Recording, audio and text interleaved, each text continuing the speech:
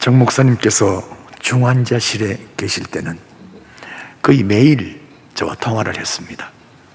그런데 통화를 하면서 저는 이분이 분명히 회복되고 일어나실 것이다 하는 것을 저는 확신하게 됐어요. 그리고는 곧 일반 병실로 가신다고 했는데 일반 병실로 가서는 저하고 통화가 안 됐습니다. 참 안타까운 것은 정말 부산 교계뿐만 아니라 전국의 교계의 목사님들이 그렇게 아쉬워하고 안타까워하고 있습니다. 그런데 정 목사님 돌아가시고 난 후에 국내외의 많은 분들이 저한테 전화를 해서 목사님 참 안타까우시겠습니다. 위로를 드립니다. 저한테 얼마나 위로를 하는지 몰라요. 저 심정을 어떻게 그렇게 아는지 제가 위로를 받아야 됩니다. 왜냐하니까 제가 부산 온 지 35년입니다.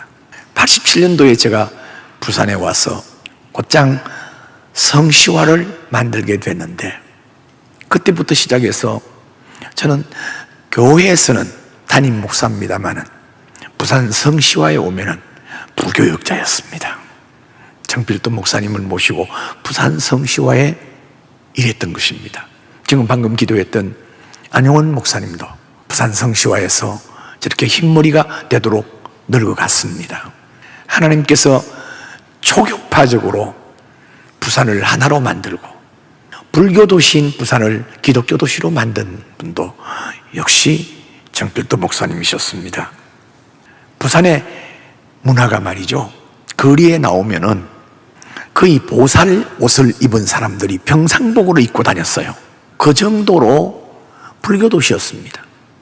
부산의 기관장들이 오게 되면은 반드시 스님들을 찾아가서 인사를 하고 상당한 몇 년 동안 그렇게 했어요. 그런데 성시화를 통해서 부산이 소위 기독교 도시로 바뀌면서 상황이 달라졌습니다. 기관장이 부임하게 되면은 기독교 지도자를 찾게 돼요. 정 목사님을 또한 부족하지만 저를 찾아와서 인사를 했어요. 그래서 지금 저를 찾아와서 한 이야기가 부산의 성시화를 만들려고 하는데 기관장입니다. 믿음 좋은 분입니다. 하는데 누구로 했으면 좋겠습니까? 하길래 두말하지 않고 부산 성시화의 대표회장이든지 본부장은 정필도 목사님 해야 됩니다. 이래서 정 목사님을 만나게 했고 정 목사님이 그때부터 부산 성시화 본부장이 되셔서 8년 동안 하셨어요. 그래서 8년 동안 하시면서 기반을 탁 잡았습니다. 완전히 잡았습니다. 그리고 제가 물려받아가지고 6년을 했어요. 그러면서 부산 성시화는 한국의 어떤 도시의 성시화보다도 기초가 튼튼할 뿐만 아니라 모든 시스템이 부산을 성시화하는 거룩한 도시로 만드는 역사에 제대로 자리를 잡게 됐습니다. 지금까지도 서울 성시화보다도 더 지금 견고하게 돼 있는 게 부산 성시화입니다. 그래서 정서가 달라졌죠. 불교 도시가 기독교 도시로, 숫자는 아마 적을 겁니다만은 그러나 모든 분위기와 상황은 기독교 도시로 되지 않았느냐, 그렇게 저희들은 자부하고 있습니다. 아멘입니까 여러분들? 그렇습니다. 스위스의 제네바를 통해서 성시화를 이뤘던 칼빈과 같이 정 목사님은 부산을 성시화함으로 말미암아 거룩한 도시로 만들어 가게 된 것입니다. 하나님께서는 서울 태생인 정필도 목사님을 부산으로 오게 하셔서 여기 있을 때도 서울에서 많이 초청을 했어요. 그런데 어떻게 된 분인지 꼼짝하지 않고 여기서 개척하게 된 것도 하나님이 부산을 사랑해서 불쌍히 여겨서 하신 줄 믿습니다. 제가 올해로 부산 온 지 35년입니다만은 정 목사님과 함께 사역한 것은 거의 35년 가까워요. 늘 부산 성시화를 위해서. 그래서 하나님께서는 정 목사님을 통해서 부산뿐만 아니라 전국에 또한 세계적으로 얼마나 놀라운 일을 하셨는가를 우리는 영상을 보면서도 알 수 있습니다. 그만큼 정 목사님은 오직 문제가 생기면 기도합니다. 무릎으로 목회하신 분입니다. 이것이 모든 후배들에게 그렇게 하는 거구나, 그렇게 하는 거구나.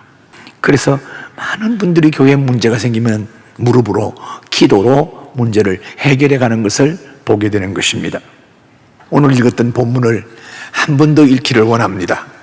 전제와 같이 내가 벌써 부어지고 나의 떠날 시각이 가까웠도다. 나는 선한 싸움을 싸우고 나의 달려갈 길을 마치고 믿음을 지켰으니 이제후로는 나를 위하여 의의 면류관이 예비되었으므로 주 곧 의로우신 재판장이 그날에 내게 주실 것이며 내게만 아니라 주의 나타나심을 사모하는 모든 자에게도니라. 네. 주님께서는 정 목사님을 바울과 같이 사용하신 것 같아요. 선한 싸움을 싸우셨고 달려갈 길을 마치고 믿음을 지키신 분입니다.